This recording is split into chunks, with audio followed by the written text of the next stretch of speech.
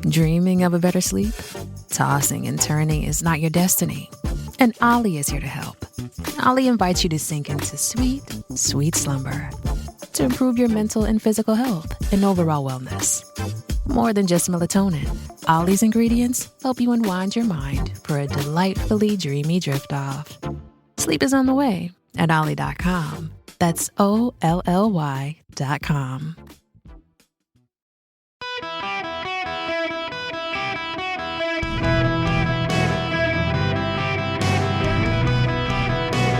Welcome to the Eric Erickson Show podcast, Hour 3. Hello, America. Welcome. It's Eric Erickson here across the fruited plain. The phone number of this open line Friday is 877-973-7425. I hope you have blue skies where you are today. It's gotten cold here.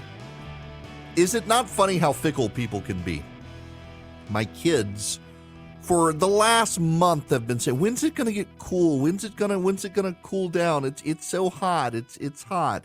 And then we have this cold front that blasted through, the Arctic front, and it was below freezing the last 2 days in a row. And the kids are like, "When's it going to warm up? When's it going to warm up?" I was like, "You just got to cold weather. At least let the mosquitoes die before you start wanting to heat up again.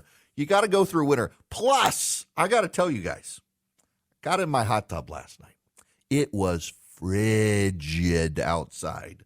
For the South at this time of year, the 30s it'll get colder, but it was in the 30s last night. Oh, okay, it was like 39, 40 last night when I was in the hot tub. But man, did I crank that heat up in there, and then I didn't want to get out. I was like, I can't get out now. I'm soaking wet, and it's cold out there. I haven't quite figured out, do I just like leave the thing like uncovered and run inside because I wanted to cover it and put the locks on and go inside, and by then you got hypothermia, I guess. I don't know. I hadn't figured out the routine yet, but it was great to watch that football game, watch the Steelers eke out a win last night. All right. I got to talk about these two stories because they are very related stories, and we should be deeply disturbed. Well, wait, okay. So related to this, first of all, have y'all heard about the Booty Patrol? This is related to border security. A Florida man, of course it was a Florida man. What is it about Florida? I don't know, but Florida man has been cited this week for driving a truck that was painted similar to the look of Border Patrol vehicles, but read Booty Patrol on the back, authorities said. The driver was pulled over Sunday and cited under a law that deals with prohibited vehicle lights that resemble those of law enforcement or other officials. On Monday, the sheriff's office posted pictures of the truck on social media to raise awareness. Photos of the white truck showed it had Booty Patrol on the back and side panels with a diagonal green stripe down the side of the cab. The truck had red and blue lights and had been seen in several counties. The driver was not identified.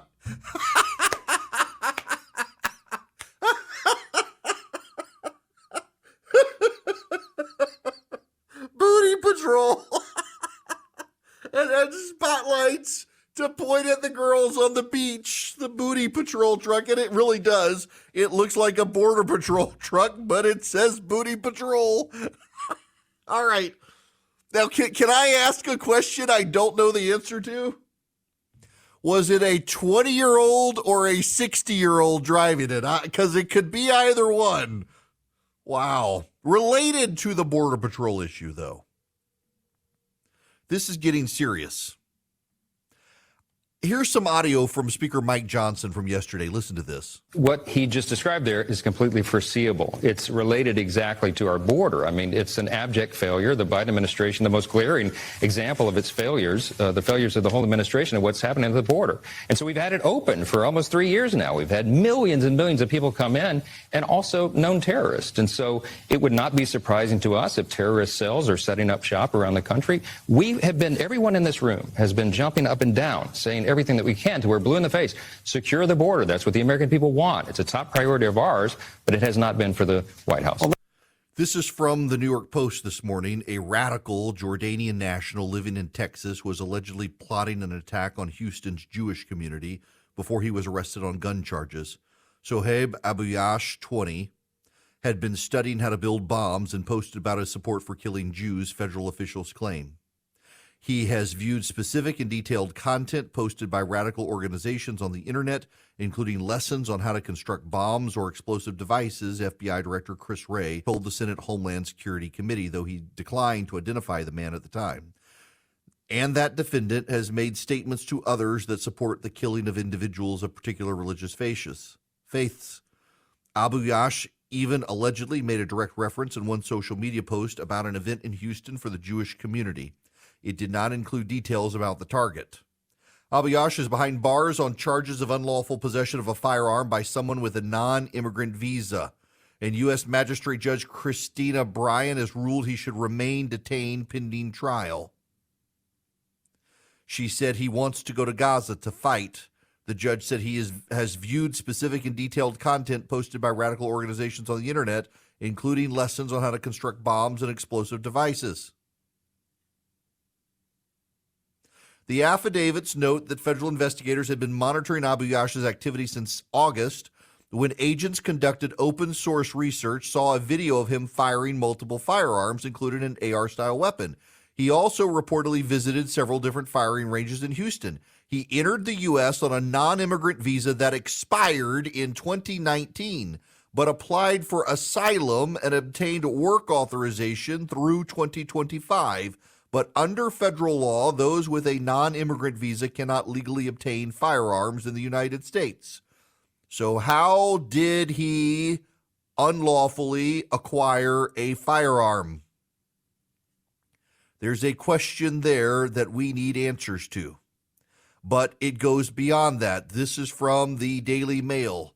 An African terror suspect was allowed to pass into the United States and walk freely for several weeks in a disturbing security slip-up at the southern border.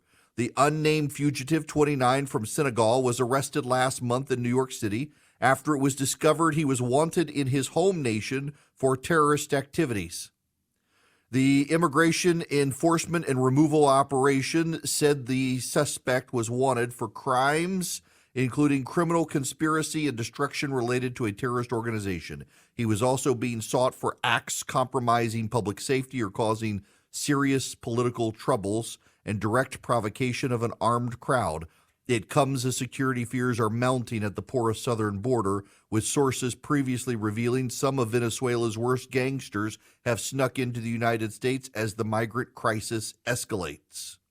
The suspected terrorist was arrested October 17th in Lower Manhattan, outside the Jacob Javits Federal Office Building, which houses the Federal Plaza Immigration Court. However, his first encounter with law enforcement in the U.S. came 2 weeks earlier when he was stopped by the Border Patrol in Arizona. Despite his criminal history, the man was merely processed by officials before being served with a notice to appear. A week into his stay on October 10th, ICE Homeland Security investigators noted that the dangerous suspect was walking freely in New York, and he was arrested without incident.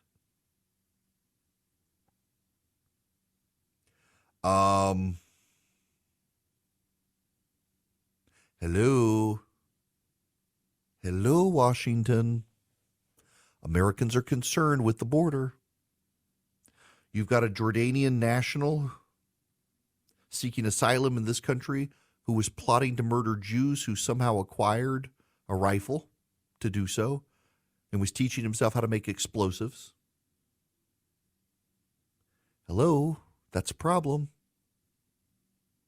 That's a big problem. You have a Senegalese terror suspect who ICE processed and let walk free before realizing they'd made a mistake. And what about the gotaways? Because there are a lot of gotaways that are coming through the southern border. We talk about and have details about the mass array of illegals coming into this country. But they just keep letting them come into the country. ICE, by the way, now says a Venezuelan illegal alien failed to disclose a homicide conviction to Border Patrol in July. He was released into the U.S. with notice to appear. He was only arrested later in Cape Cod. The Border Patrol says they vet everyone who comes across, but they only have access to U.S. databases and Interpol notices. Most countries don't share their criminal records with the United States. So when they run the names, nothing comes up because Venezuela's not sharing their criminal database with the United States. This is dangerous stuff. This is really dangerous stuff. And they're not taking it seriously in Washington, D.C. Do we have to have a terrorist attack? I got to look at my camera and ask this directly. Do we have to have a terrorist attack in the United States before the Democrats in Washington decide securing the border means securing the border? When Democrats talk about border security, what they mean is more money for immigration and customs enforcement to process people crossing the border and let them into the country. When Republicans say border security, they mean preventing those people from coming in at all. Do we have to have a terrorist attack in this country with a bunch of dead Americans before Joe Biden and the Democrats will finally admit the border is too porous and is a national security concern? They're coming across the northern and southern borders right now. The FBI is warning Hamas and Hezbollah could already be here. Why must Americans die before the Democrats get serious about securing the American border? And when Americans do die in what is probably an inevitable attack, unless disrupted by law enforcement, the Democrats will somehow demand that the Republicans be blamed, and the media will happily oblige blaming Republicans when the Republicans are the only ones who are taking seriously the need to close the southern border, where the FBI says Hamas and Hezbollah have probably already crossed the border. This is madness. After World War II and the Holocaust, we said never again. And after 9/11, we said never again. And we're failing on both fronts. You've got anti-Semites around the world calling for death to the Jews, and you've got Democrats in Washington being told Hamas and Hezbollah could be crossing the southern border. And they're like, well, we just need to be able to process people more effectively and let them still come. How many dead Americans must there be before the Democrats decide they need to close the southern border? How many Americans must die? It's a horrible question to have to ask, but the question must be asked because that seems to be the only thing that will get Democrats to realize they have a national security crisis on the southern border.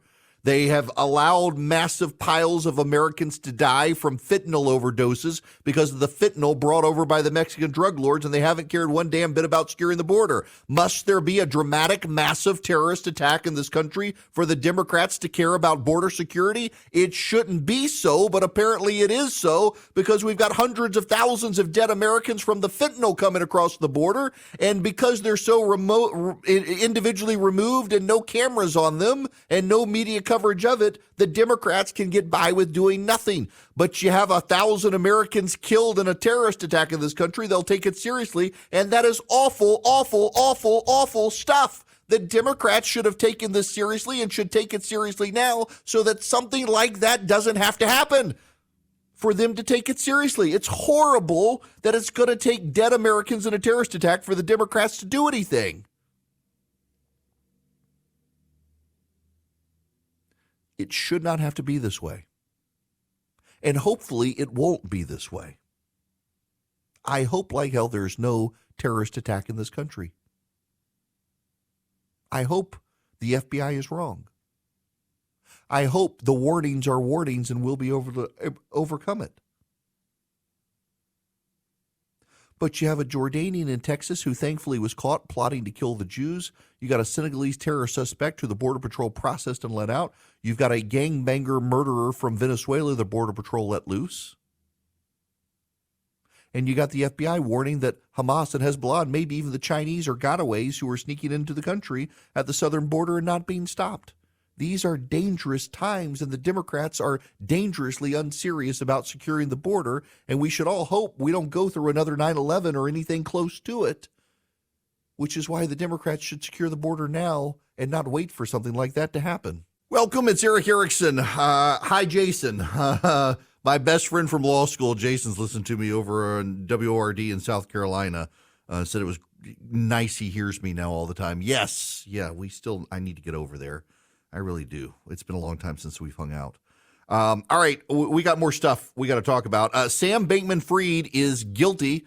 It was a real quick jury verdict on this. The thing that I'm really fascinated about is how many of my friends who are like on social media all the time, they're on Twitter all the time, and they were became convinced that because he was such a big donor to the Democratic Party, one, he would not be indicted, and two, he would not be found guilty. I mean, I know people who are absolutely convinced of this. And then when he was indicted, they said, well, it's just Joe Biden going through the process, but the fix is in. He's not going to be found guilty. The prosecutors are going to throw the trial, so he can't be found guilty. And yet he's guilty. He's guilty on all 7 counts. Somewhere Jeffrey Epstein smiles. There was no way the guy wasn't going to be found guilty. His girlfriend turned on him. Everybody turned on him. But, there are people who they see that the strings being pulled everywhere, whether they're there or not, and are absolutely staggeringly convinced that Joe Biden and the Democrats would protect this guy because he was their big donor. They didn't protect Harvey Weinstein. They certainly weren't going to protect this guy. I mean, Harvey Weinstein did more for the Democrats than this guy ever did. And you add up all the money Harvey Weinstein gave the Democrats over all those years, and it amounts to more than what Bankman-Fried did in 2022 for the Democrats. And he is going to go to jail now. Poor dude, lived a pampered lifestyle. Mommy and daddy took care of him so long, and he's a felon and will go off to prison. I have zero sympathy for this guy. I tried to understand cryptocurrency, but I take the Warren Buffett, Charlie Munger rule. If you can't understand it, stay away from it. It makes no sense to me other than a vanity project for nerds who try to convince themselves that they're smarter than everybody else. And I've got some friends who are big, and I got several friends who are really big into Bitcoin. Nope, I can't justify it. It doesn't make sense to me, and the more it does make sense to me, the crazier it sounds. So I'll avoid it. And Sam Bankman-Fried is going to get carted off to jail, the crypto king himself. All right, I got to tell you about Vision Computers. Listen, if you want to build a PC that has big GPU processors and go find you some Bitcoin, I bet you they can build you one. They built my kid a gaming PC that is incredible. Told him what we wanted. He actually got on the phone with him, said these are the games I play, and this is what I think I want to do with college and stuff. And they got him set up. His computer's fantastic. A really cool case as well. But they also manage the tech for him. And so if he's got an issue, he calls them, and within 15 seconds, they answer the phone and they get him on his way. If he's got a question about doing something he doesn't know how to do, they explain it to him. Very, very hands-on with him, and they do that for everyone. They don't do it just because it's me. They do it for everybody, which is why I love it. And they do it for your business as well. So you and your business, you can get Vision to build your PCs, desktops and laptops. And then they service them, so you don't need an in-house IT department for your small business or even your house. Dad doesn't have to be the IT department, neither does mom. It's fantastic. You go to visioncomputers.com, or you can call them, 404-COMPUTE, ask about the Eric Erickson special. You get a better discount, 404-COMPUTE, anywhere nationwide. Hello, welcome. It is Eric Erickson here, 35 after the hour. The phone number, 877-973-7425. It is an open line Friday. I love having you call in, and I want to take David's call. David, welcome to the program. Good afternoon, Eric. Hi there. As always, I want to hope the queen outlives you, brother. Amen. May she always be clean. Thank you. But I want to look at this. I'm a Southern Baptist, and I'm trying to look at all this, what's going on as a human being. And I've seen some of the things that happen in Israel, and they're not human. And I look around, Eric, and I see what's going on, especially in our country, what's going on right now. And I look at this as another human being to another, not religion, not Jewish or Baptist or Catholic or whatever, but just as a human being. And I'm not surprised because of what's going on and allowed to go on for the last 3 or 4 years. We as a society, as human beings, we've gone awry. We're out of the loop. And when I was growing up as a kid, Eric, I was afraid of two things. And I'm not here to preach on your show today. Because during 9/11, we had priests, preachers, and everybody was on their knees praying, this, that, and the other, especially praying over the body parts that they finally found in 9/11. That was all good. But this, what happened in Israel with body parts, that's all good too to some people. Mm-hmm. But it's not to me as a human being. I had two fears as I was growing up. One was my mother, and the other one was God. And like I said, I'm not here to preach on your show. But that's the problem with this country and a lot of people in it. They have no fear of God. And if you don't believe that you should have fear of God, because I kind of jokingly go around with some of my relatives and I tell them that God, when he wants to be, is a ruthless killer. If you don't believe me, ask those people that were hunting Moses and trying to kill him and his followers as they stepped into the Red Sea. If God had really wanted to, Eric, he could have left that Red Sea parted. But he didn't, did he? Nope, he didn't. And, you get to a good point. He did not. David, you get to a good point. Well, first of all, we got so many people who, and I appreciate your phone call, that they don't even believe. And y'all know my worldview. And to David's point, the Paul in Ephesians 6, we do not wrestle against flesh and blood, but against the rulers, against the authorities, against the cosmic powers over this present darkness, against the spiritual forces of evil in the heavenly places, the unseen realm. There is, listen, you don't have to be a believer per se. You don't have to be theologically minded to understand there's something deeply off with our society. Mass shootings, the increase in violence, the excuses of silence, or the excuses of violence, the silence of those who can look on the horrors of what happened on October 7th in Israel and say nothing until they could both sides it, the people who are moral cowards when it comes to standing up against the vices of the world. And yeah, there's something spiritual going on. There's something, you mentioned being not just fear of the Lord, but fear your mom. What about dads? We've got so many single moms out there who are just busting their butts to keep their families together. And where are the dads?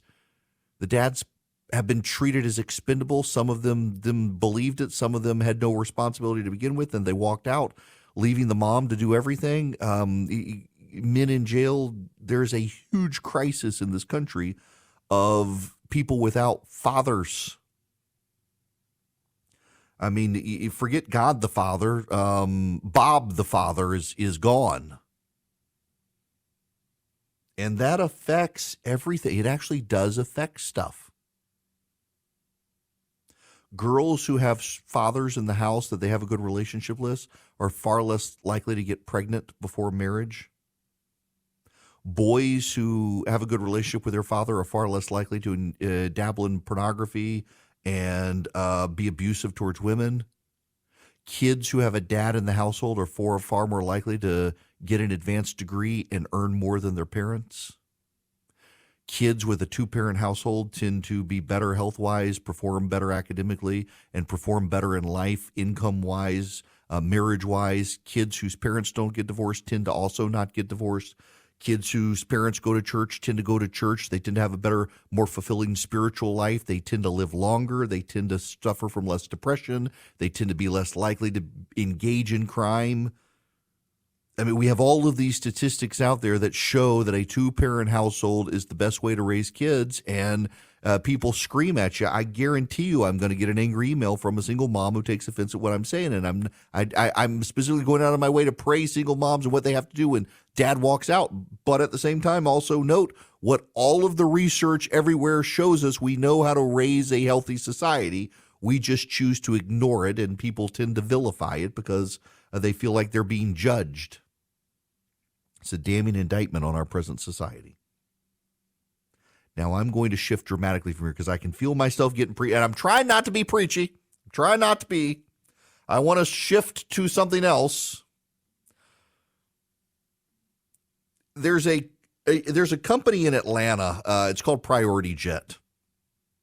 And Priority Jet, you can do jet charters and stuff. And they let me take a plane ride once, a private flight with two friends of mine. Philip was one of them. We went to Las Vegas, and I got to tell you, it ruins you. It ruins you to fly private. Now, I can't afford to fly private. A lot of my friends think I do. I don't. I did that one time, and now everybody thinks that's all I do. No, I fly Delta. Now, I do have enough Sky Miles that I'm Diamond because I put so much on my Amex card. I always get bumped up to first class, which is great. So I tend to fly first class, but I'm taking a trip tonight. My wife and kids and I, it's my dad's 84th birthday this coming week, and we can't be there during the week, but we can go over tonight. We can have all day tomorrow with my dad, and then the Delta schedule is very weird. I got to get the kids back home Sunday because they got a bunch of homework and they got tests next week, so we can only stay and visit on Saturday. And my dad's going to need to watch the LSU-Alabama game, too. So we've got a limited amount of time to have full quality, full contact with my parents. And the Wall Street Journal has this story about boarding planes. I can't tell you the number of people who tell me all the time, the way we board planes in this country is atrocious. Why are we boarding from front to back? We should be boarding from back to front. Jason Steffen is an astrophysicist who is so annoyed with the way we board planes in this country that he's tried to come up with a new way to board it. United has implemented a system called WILMA, Window Middle Aisle. They were doing this up until 2017. So all the people at the windows board, then all the people on the middle board, and then all the people in the aisles board. Well, Steffen, an associate professor of physics at the University of Nevada, Las Vegas, UNLV, has developed a boarding strategy that is actually probably the most efficient. So those of you who think we should board from the back to the front on an airplane, it's actually the second worst way to board a plane. The worst way to board a plane is front to back. The second worst way to board a plane is back to front. I did not know that. I assumed back to front would be the most efficient. No. Do you know what this physicist found? This is actually kind of funny. Do you know what he found? Random boarding is actually the fastest way. Random boarding is the fastest way. So this guy developed a methodology when he discovered that boarding back to front, because he thought boarding back to front would be the most efficient way, and it turned out in his studying, it turns out it's quicker to board the plane randomly than board the plane back to front. So this is what he says. Take a 737, which is a single aisle plane, 3 seats on both sides. The first person to board is the passenger with the window seat on the last row. The next person would be 2 rows away, followed by, so you go, let's say 30 is the last row. So you do 30A, 28A, 26A, 24A, 22A.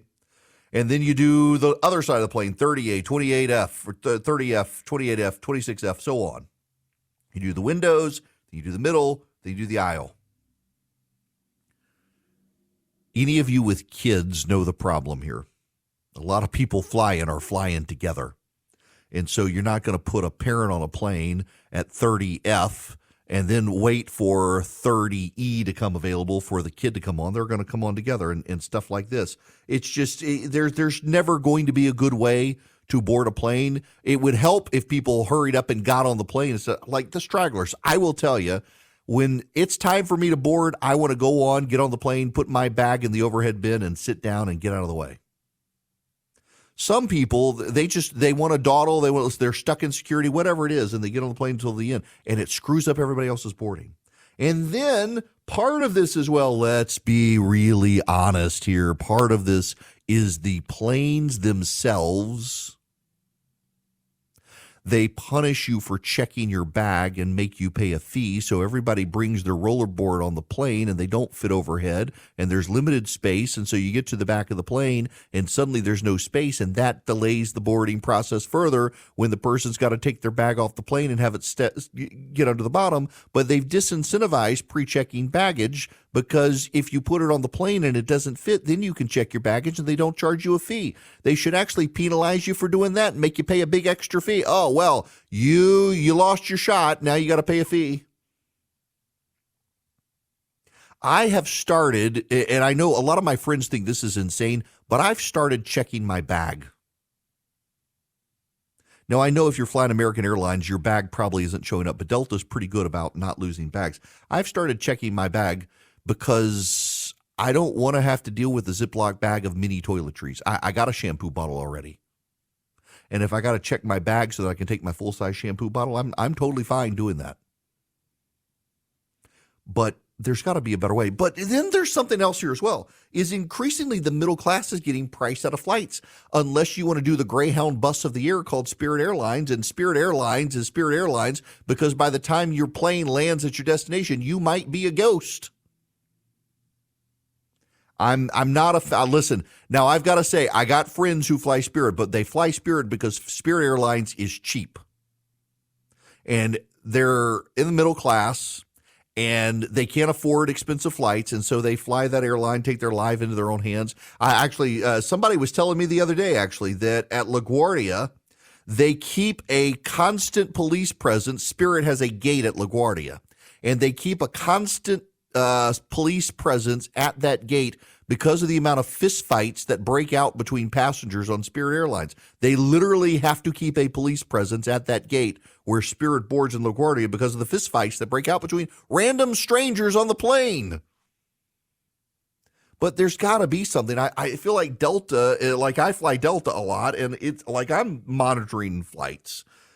And it's increasingly pricing the middle class out, and United and American are, and it's the nature of the beast. Fuel is expensive, and pilots are expensive and things like that. But we're moving to a world where your average middle class family now cannot afford to fly. For a while there, it was pretty cheap, and there are some airlines where you can still get a pretty good deal, but it's less and less. We're pricing the middle class out of the ability to be mobile. And that's actually not good for anyone, and it fosters a lot of class resentment in the country. But it's because of public policy these days and the increase in oil prices and things like that. So I understand why airlines are so expensive, but I don't actually think it's a very good thing for anybody, including the airlines, that increasingly it's only upper income people who can travel on a good plane, and everybody else has to avoid the fist fights at the super discount airlines where it's only a matter of time before you got to put a quarter in the door to open the bathroom. But if they can't figure out boarding a plane, they're probably not going to figure out the rest of this stuff either. Now, let me tell you who's figured out how to fund the conservative movement. That would be Patriot Mobile. If you go to patriotmobile.com/Eric and you move your cell phone business to them, then their profits grow. And when their profits grow, they're giving to the conservative causes you care about grow. That's what Patriot Mobile does. Patriot Mobile funds the conservative movement. They grow their profits. They grow the movement. They give you guaranteed great service using the same cell towers you are probably already using anyway. You can even take your existing cell phone number to them or get a brand new number if you want. You go to patriotmobile.com/Eric, patriotmobile.com/ERICK, or you call them at 972-PATRIOT. You tell them I sent you at 972-PATRIOT. They give you free activation. You don't have to pay for activation with my name, and you get great discounts if you're a veteran, a first responder, an NRA member, a teacher, so much more. Patriot Mobile funds the causes you care about. They fund conservative candidates you care about, and they do it as their profits grow. So you move your business, you grow their profits, they grow the movement. patriotmobile.com/Eric or 972-PATRIOT. When I was a kid and I was in school, we took what at the time was called, I think, the Stanford Achievement Test. It was changed to the California Achievement Test, and then there was the Iowa Achievement. They're the standardized tests that kids take in school, going to elementary school. And in my school, you were assigned to your math and your English reading grammar class based on how you did on those standardized tests. If you didn't have good math scores, you were put into a class for remedial math, and it tended to have a smaller. So you had depending on the year and the number of kids, you had like a small group of kids who were struggling, a large group of kids who were on average, and a small group of kids who were excelling. And it could shake up based back and forth, and some kids from the upper group would slow down and get into the average group. Some kids in the small group of kids underperforming would catch up. But you did it based on those standardized scores, and you followed where the standardized scores were. The school just put you in there. But then I moved back to this country, and it's not something that this country ever did. In this country, you don't track based on those standardized tests. A lot of it is subjective, and teachers push kids. Well, Texas has changed this. Listen to this. In 2019, the Dallas school system did an opt-out policy. The rest of the state of Texas has now just done what Dallas did by state law. So now in Texas, statewide, and Dallas started it in 2019, a student is placed in a math class based on their standardized test score, and then the parents can opt the child out of that. If their test score says they didn't do well enough to go into the advanced class, the parents can opt to put them in it. If they do very well on the standardized test and get into the advanced class, the parents can opt to pull them out. Listen to this. 20% of 8th graders enrolled in Algebra 1 have gone up to 60% enrolled because of the standardized test score placement. A lot of kids were discouraged from doing advanced math for subjective reasons, even though the standardized test showed they were capable. And it skyrocketed. Today, 43% of black students in the Dallas, Texas school system are in honors math upon entering middle school. 60% of Hispanic students are. In 2018, it was 17% of black students and 33% of Hispanic students. At the Hayes School District out of Austin, officials saw an increase of 26% of 6th graders taking advanced math in 2018 to 42% 3 years later.